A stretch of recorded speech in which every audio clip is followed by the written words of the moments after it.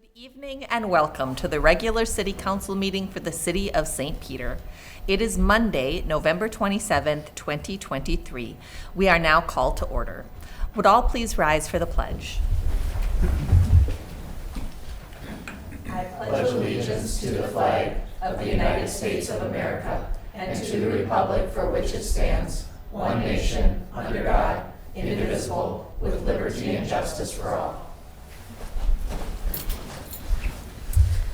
All right, next up is the approval of the agenda. Everybody has received a copy of the agenda. Are there any revisions or corrections?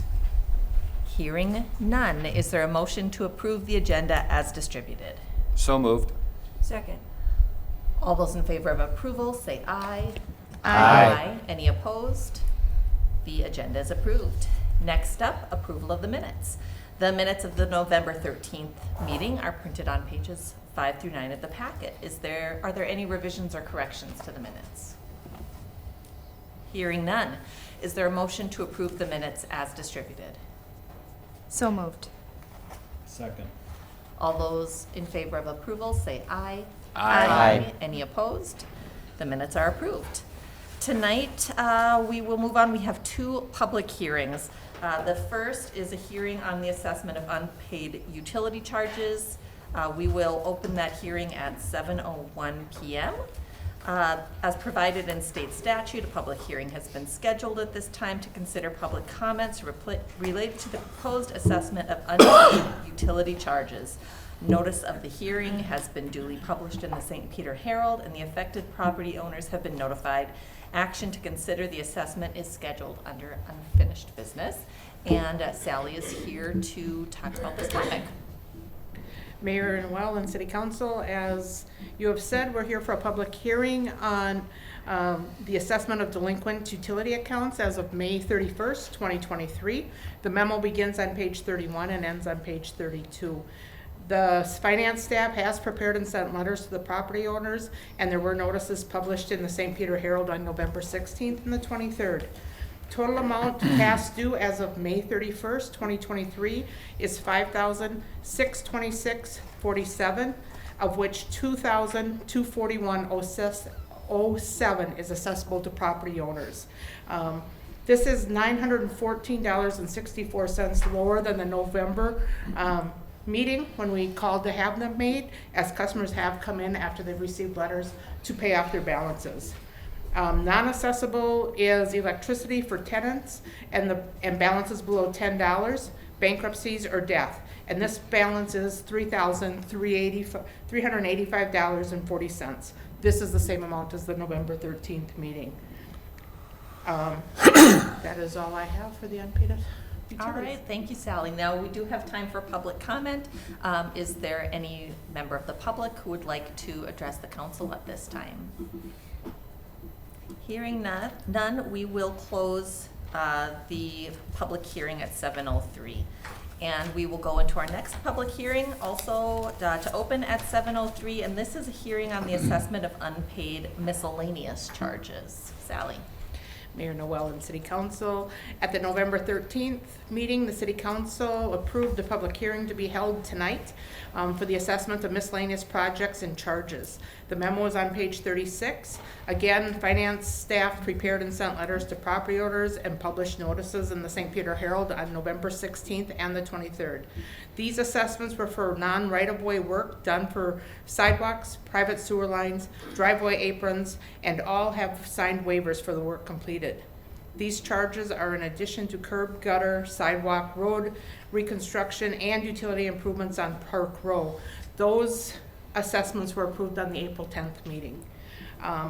There are some miscellaneous charges for lawn mowing, snow removal, a private sewer service, and that will be assessed as unpaid.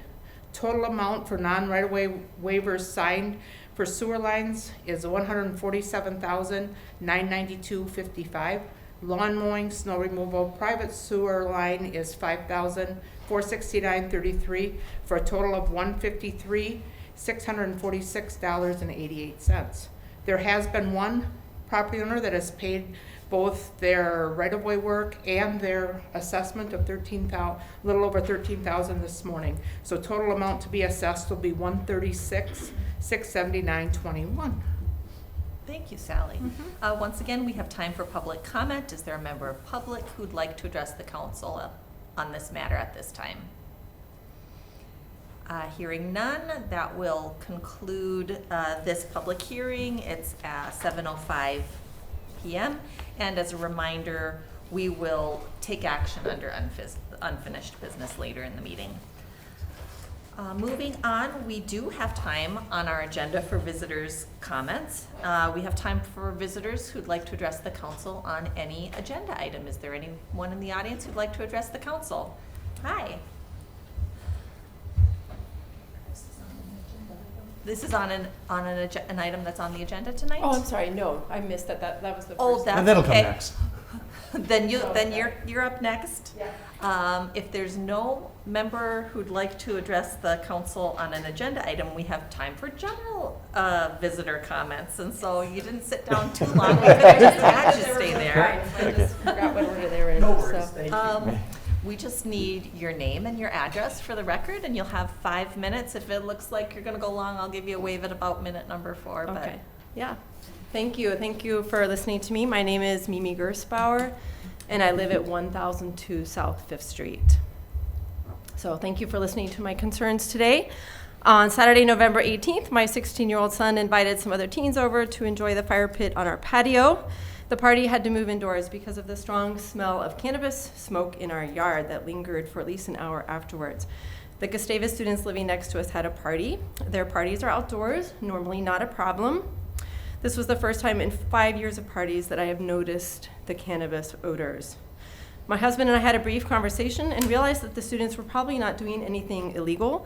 Nevertheless, I called the police department to better understand what my options were. Probably not all of the students were 21, in which case they were doing something illegal. However, the officer noted there is little accountability in the new law for underage consumption of marijuana. Underage consumption of alcohol bears more consequence. My 16-year-old was forced to be inside with his friends. We have had football players, Gustavus students living next to us for about 5 years now. We have never called the police, though certainly nuisances arise, glass bottles, beer cans in our yard, noise. We've always handled this ourselves. I draw the line at cannabis smoke, and I want to invite the City Council to think about how they might handle the issue of neighbors affected by smokes traveling within apartment buildings, into homes, yards, etc. I realize that cigarette smoke can travel between yards. Based on my experience, it is not the same. A quick Google search will reveal that most people find pot smoke to be more pungent, stinky, and a big lingering nuisance when drifting between apartment units and yards. A full 30 minutes to 60 minutes after the party had ended, there was no noise from our neighbors, but our garage was filled with the smell of pot. We have done a good job of research and public education campaigns about the dangers of cigarette smoking, including secondhand smoke. We have no such effort around marijuana. According to the CDC, the risk of secondhand exposure to marijuana smoke, including risks to the heart and lungs, is similar to the health risks of secondhand tobacco smoke. In fact, early research reveals that secondhand marijuana smoke may be worse since it also contains THC. A recent webinar, which St. Peter High School promoted, was a good start for my own education. As the speaker noted, most of the scientific research articles he cited, he's based in Washington State, were new. We have so much more data now about the harmful effects of marijuana since legalization in multiple states in the US or whole countries such as Canada. In US states, most cannabis use is over 10% THC. About 90% of the use in the state of Washington is above that level. It is not the cannabis of the 70s, 80s, or 90s. There is no such thing, this speaker noted, as a completely safe level of cannabis use. Many issues our adolescents struggle with, anxiety, depression, trouble sleeping, lack of concentration, are not helped by cannabis use, but rather exacerbated by it. Newly published data is showing an increase of cannabis use at all levels of frequency of use in legalized places, and a huge increase in drug-related vehicular fatalities since legalization in those locations. These are all grave concerns I have as I launch my 16-year-old driver onto the roads. But for now, I'm here to say I don't want my outdoor space to reek of pot when my kids, or even I, go outside on a nice fall afternoon. What will the City Council of St. Peter do or consider to protect my rights to clean and drug-free air? What educational efforts will be made regarding the issue of use on private property? For example, rights of citizens to appeal to rental property owners, to invoke nuisance laws, etc. Thank you for listening to my concerns. Thank you. Thanks, Lonnie. And I know you don't respond. Maybe if you would not mind, if you would leave Ben a phone number, I'd be happy to visit with you about where the city council's at and what the state law is a little bit, if you're interested. If you're not, that's perfectly cool too. Okay. Well, I know there's still things to be decided because There. I watched your before election Mhm. statements about it, but yeah. Thank you. We are going to check and make sure there aren't any other members of the audience who'd like to address us tonight. All right, seeing nobody, we will move on to the approval of the consent agenda. The consent agenda begins with the memo on page 11 of the packet and concludes with the resolution that is printed on pages 29 through 30 of the packet. The consent agenda includes the following purchases in excess of $50,000 to C. Emery Nelson for 120 membranes for St. Julian and Broadway water plants for a total of $81,120, to MDS for 50 water meters and 50 water meter bodies for $78,125. The following employee appointment: Amanda Gores as a part-time bus driver at the wage indicated in the packet. One advisory board appointment, that's Susie Carlin on the Planning and Zoning Commission for a term starting in 2023 through 2025. The following license applications to be approved contingent upon payment of the licensing fee and following all conditions outlined in the city code. The first one is the Last Man Club of the Vietnam War era of St. Peter. They've got one location and a backup location indicated in the packet, as well as a date, and the Minnesota Barbecue Society. Let's see, the December 25th, 2023 City Council meeting and the December 18th, 2023 workshop session will be canceled. Staff is directed to pay accounts payable prior to December 31st, 2023, following review by the City Administrator, Director of Finance, and Mayor, with the preparation of a disbursement list of the aforementioned end-of-the-year accounts payable for formal consideration by the City Council at the July 8th, 2024 regular council meeting, as well as the schedule of disbursements for November 9th through 21st, 2023. Are there any questions or discussion about the consent agenda or any items on the consent agenda? Brad? Regarding canceling the December meetings, I think we're really, shortchanging Councilmember Brew Flat in two fewer meetings. I'm sure she would really enjoy it if we would just gather with those meetings. Also, the December 25th meeting, cancel it, we might be forced to spend time with our families, which can or cannot be a good thing, especially in-laws. So, but I won't object at this time, but I do feel bad that Councilmember Brew Flat will miss out on That's final very meetings. generous, Very Brad. thoughtful, Brad. Thank you. Any other questions or discussion regarding the consent agenda? Hearing no discussion, is there a motion to approve the consent agenda? So moved. Second. We have a motion and a second. Call the roll, please. Councilmember Sherstrom. Aye. Councilmember Ramp. Aye. Councilmember Pettis. Aye. Councilmember Johnson. Aye. Mayor Noel. Aye. Councilmember DeVos. Aye. Councilmember Rutherford. Aye. The resolution is approved. Moving on to unfinished business. First up, the adoption of a resolution adopting assessments for unpaid utility charges. And Sally's back. Mayor Noel and City Council, I won't go through all the verbiage again, but we're here to send out letters to the property owners for the final unpaid assessable utilities. Just owners will have until December 27th, 2023 to pay at the finance office at City Hall without accruing any interest. And then I will take the final list after payments are made to the county on the 29th. We are asking you to approve the resolution for assessments for unpaid utility charges on pages 33 through 35. Any questions? Questions for Sally?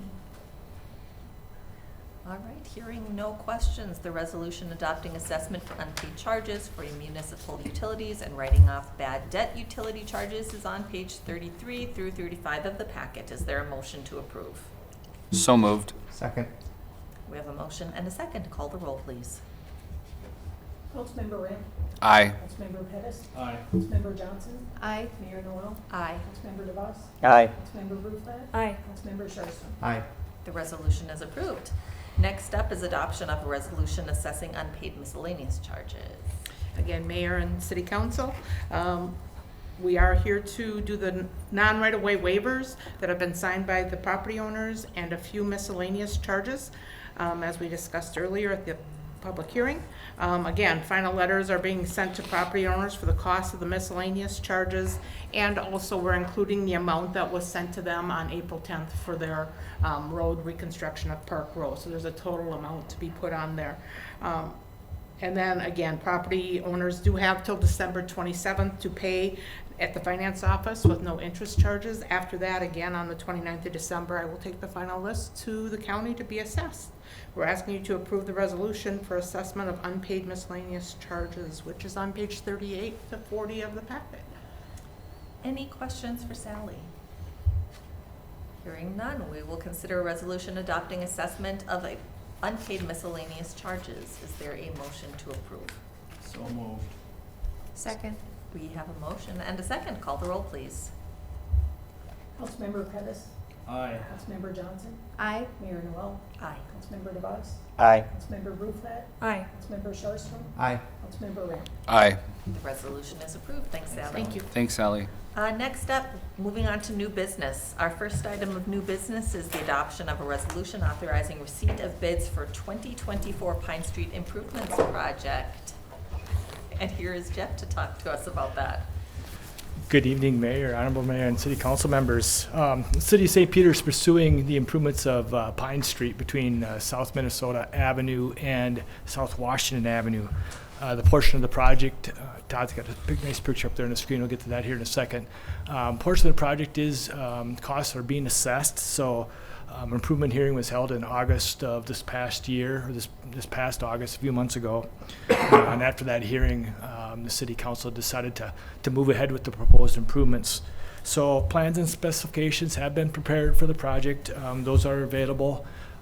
Rather than going through those page by page, I'll just go through a short summary here and guide you to that picture on the screen. The planned improvements include reconstructing all the VCP or the vitrified clay pipe sanitary sewer mains, replacing those with PVC, replacing the existing 4-inch water main. That's a bottleneck in our system right now. That's proposed to be replaced with 8-inch ductile iron pipe. Replacing some storm sewer and catch basins, that's shown there in the orange. Replacing sanitary sewer and water services within the right-of-way. Then also reconstructing sidewalks and ped ramps at the intersections. And then finally, installing new curb and gutter and bituminous pavement in the areas that are noted as white, are shown as white in the picture there. Those are the limits of the curb and gutter and new pavement. So the next step would be for the City Council to consider approving the plans and specifications of these improvements. That resolution's on page 42. If that is approved, then we would solicit bids for the proposed improvements for February 6th, 2024. If there's any questions, I'd be happy to answer. Any questions? Emily? Yeah, I'm wondering, I think we maybe talked about this before, but just in case, are you planning on widening the street at all, or are you gonna leave it the same? Good question. It essentially stays the same. It's about 36 feet face to face. A lot of the curb and gutter out there is old, high back, broken up. When I say high back, the old 8-inch style curb that if you open your door, it sometimes nails the side of the door. So we're lowering that curb to that 6-inch tall curb. So yes, essentially staying the same Great, width. thank you.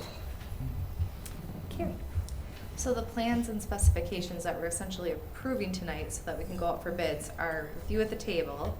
Mhm. So if this is gonna be shown, the screen, Todd, if it's gonna be shown at home, can you just talk about what the different colors mean? And like one is obviously like a water main, sewer, Yes, share what that the is? sanitary sewer is shown in green, and that's in the center line of the roadway, between the curbs, basically center between the curbs.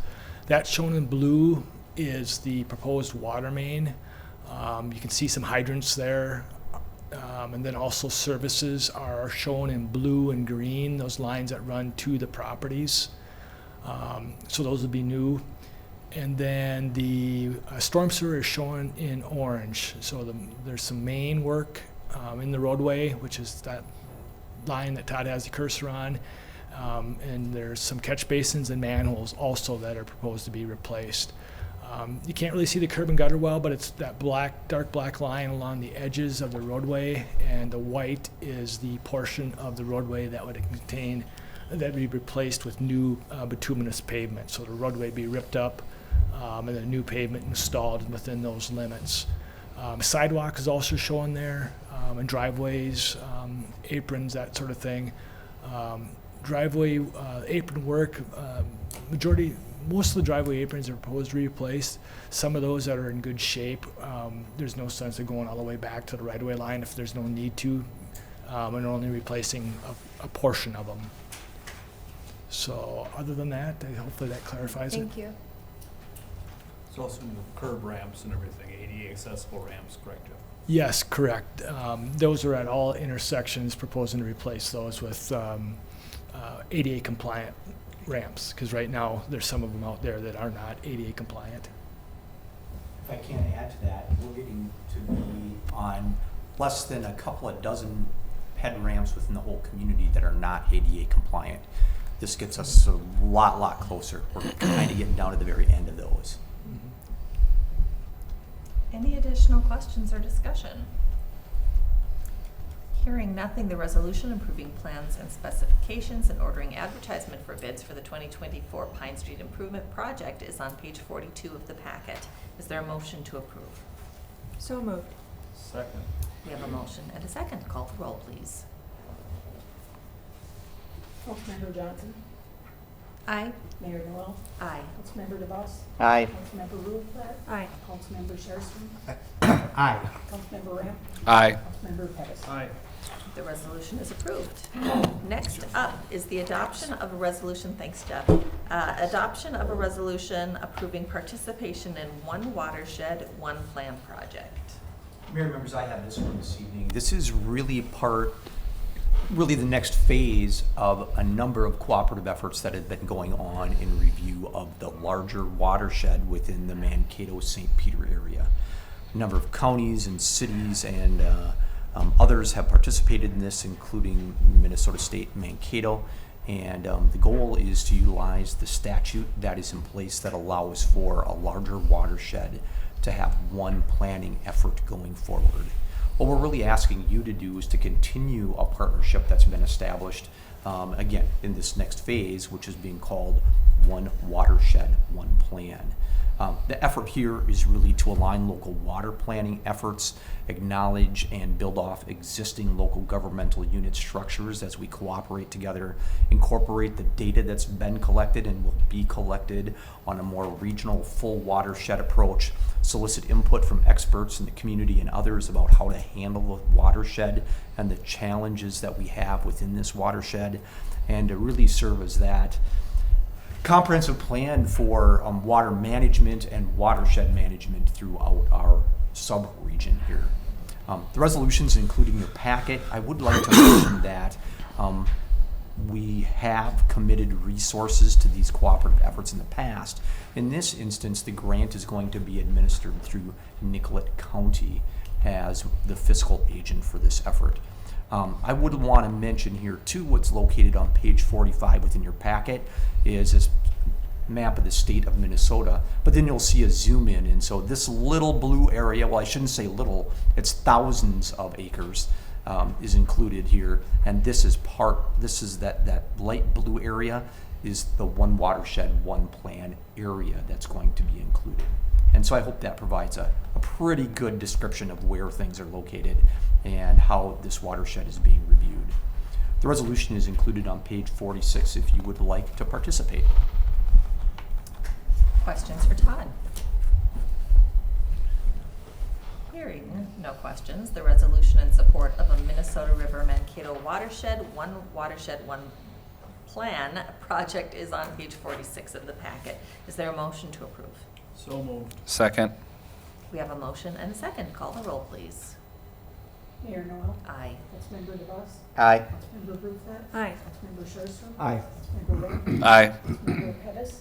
Aye. Councilmember Johnson. Aye. The resolution is approved. If I could add one Yes. other thing, Madam Mayor. You may recall that staff mentioned to you previously that we would love to have an elected official serve on this. And so, in fact, the Watershed Planning Group has asked that to occur. And so please note that as you talk further about council committee assignments, that's a new one that might will get added to that list. So if you have interest, not that you have to raise your hand and yell out tonight, but it'll be pretty intense for a couple of months, and then the amount of time commitment will be reduced substantially. But just wanted to mention that, so as you're visiting with the mayor about committee assignments, you can make sure you mention that to him. Just know that I'm super jealous. This is right up my alley. All right, next up is the adoption of a resolution modifying city personnel policies. Mayor and members, this is a culmination of a number of discussions that you've had, both as kind of singular discussions, including 12 to 14 different modifications to your personnel policy, but also individual discussions related to singular items as a part of your personnel policy and the rationale for modification to your policy or policies, as the case may be. On page 47 is the memo, and it outlines 4 really great reasons for these modifications, but I do want to go through just quickly what I believe are 7 changes within your personnel policy, which are outlined as a part of your packet, starting on page 49. And of course, any changes that you have here would be incorporated into your entire personnel policy. These are just the sections that there are changes. So the first is life insurance policy modification for employees from $12,500 to $20,000. As we've discussed previously, this is still continues to be substantially different than what we see in most communities. Most communities have something that's more related to an annualized number equivalent to annualized salary. The next is adding Juneteenth, which you did on a temporary basis. Remember, the state statute was modified, and so we took temporary action, and so this would complete it as a part of your personnel policy. Columbus Day to Indigenous Peoples Day. This is a change that council members have asked for and will be included as a part of the policy. Modification to holidays to provide greater opportunity for celebrations that are not either dictated by the state or federal government or by a Judeo-Christian calendarization that we've tended to follow more recently. Educational allowance increase. This amount has not changed in over a decade, and so there's an amount for a total, but there's also a yearly amount that's provided for. New hire, vacation, and sick. This relates to the changing workplace that we see for new employees and the competition that we see for recruiting new employees, and will provide 40 hours of vacation and 40 hours of sick time at the start of employment for those employees. In addition, longevity pay would have a modification. This would modify your longevity pay provisions. Currently, longevity pay occurs at 8 years and is 1%. This would add a provision at 4 years for 0.5%. And we've talked about the costs of that and how the implications of that. Comp time accrual would change. This is in keeping with my goal of continuing to standardize how this works, not only within your non-union employees, but within your union contracts. Vacation accrual changes to reduce the gap between accrual amounts that is now present at 15 and 25 years. And by that I mean you have an accrual level modification at 5 years, at 10 years, at 15 years, at 25 years, at 30. What happened at 20? This puts one in at 20. And that's, again, to make it more consistent with what you have in other portions of your workforce. The addition of Crown Act language within your discrimination and harassment section under Article 4. And then last but not least, additions to the bereavement provisions that expand its use, not the amount of time off, which continues to be at 3 days, but its use for really what I've termed within the memo here as challenges related to childbirth or adoption or fertility. And so these are items that you've discussed a couple of different occasions at your workshops. And I think the information that's included within your packet on page 49, for a few pages there, articulates well what your discussions and your wants have been and what the recommendations have been from staff. The resolution for this one is on page 50. I got to get to the right spot. Thank you, Barb.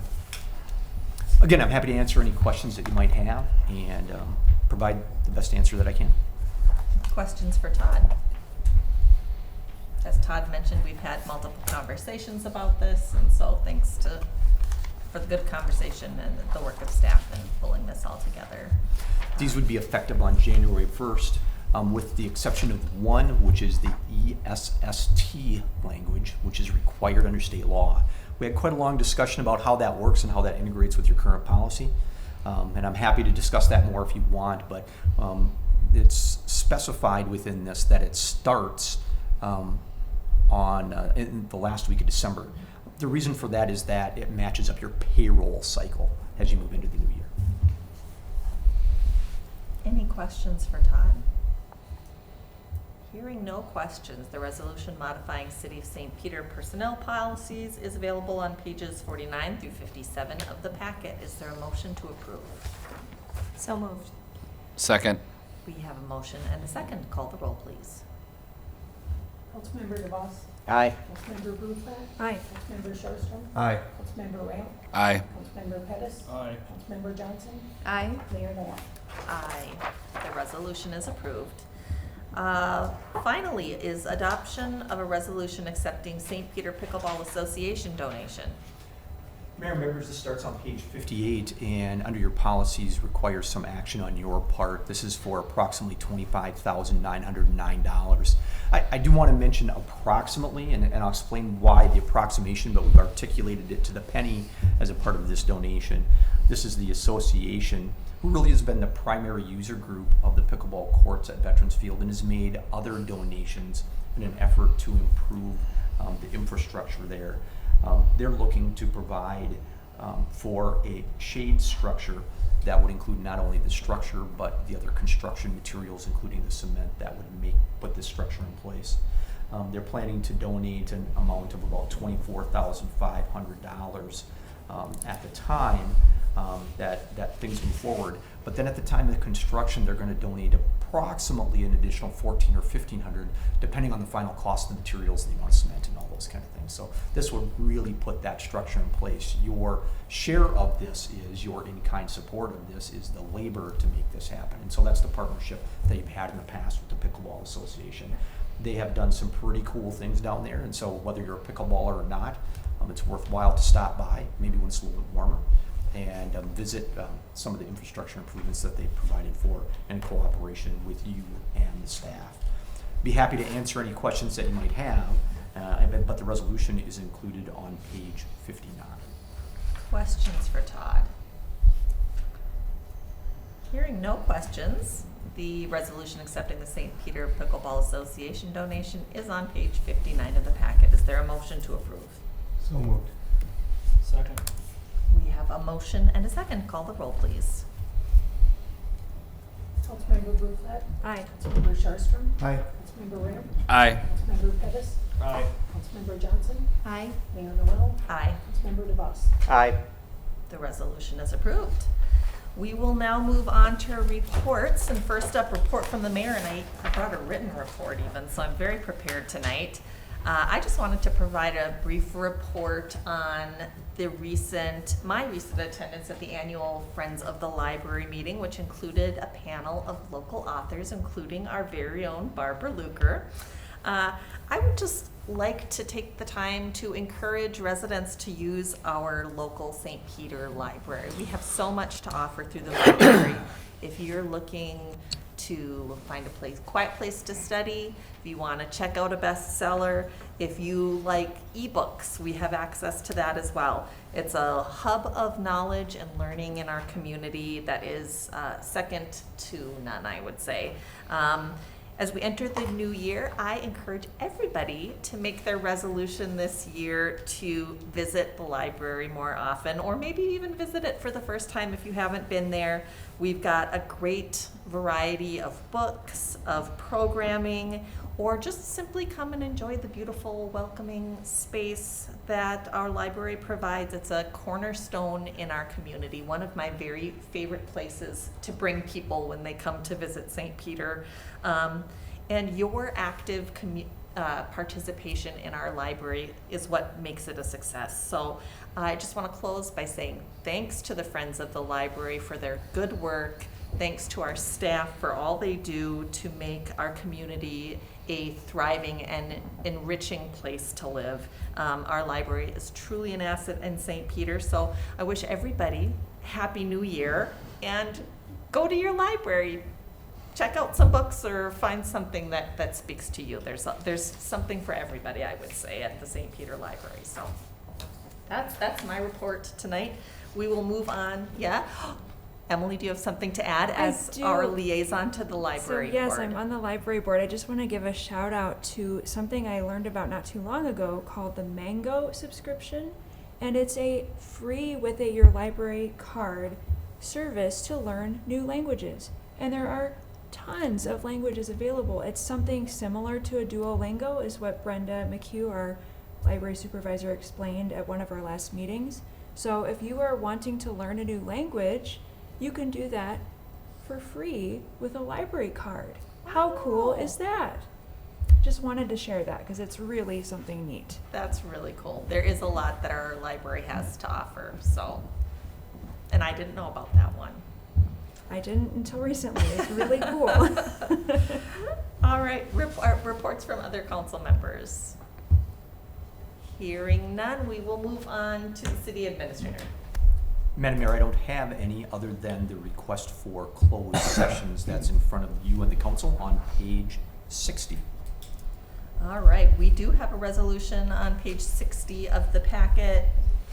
Anything further to add, or are we ready to jump into approving that closed session? Yeah, Mayor, members. what it's about. Yeah, this is about the potential sale of property at the industrial park in potentially Outlot F, and then proposed sale of property at 107 West Nassau Street, which we commonly know and have discussed is the old library lot across from City Hall. Okay. And are we going to be staying in here, or we're going to be adjourning downstairs? We will be going to the Nicollet Room. If you come back when you come back into open session, I don't expect any action as a part of your closed sessions. The only action that would be taken would be to adjourn the meeting. And so we'll go down to the Nicollet Room, so cleanup can occur here. All right. If there are no questions or discussion, the resolution calling for closed sessions is on page 60 of the packet. Is there a motion to approve? So moved. Second. We have a motion and a second. Call the roll, please. Councilmember Sherstrom? Aye. Councilmember Rapp? Aye. Councilmember Pettis? Aye. Councilmember Johnson? Aye. Mayor Melham? Aye. Councilmember DeVos? Aye. Councilmember Bruflat? Aye. The resolution is approved. We will adjourn to closed session at 7:38 p.m.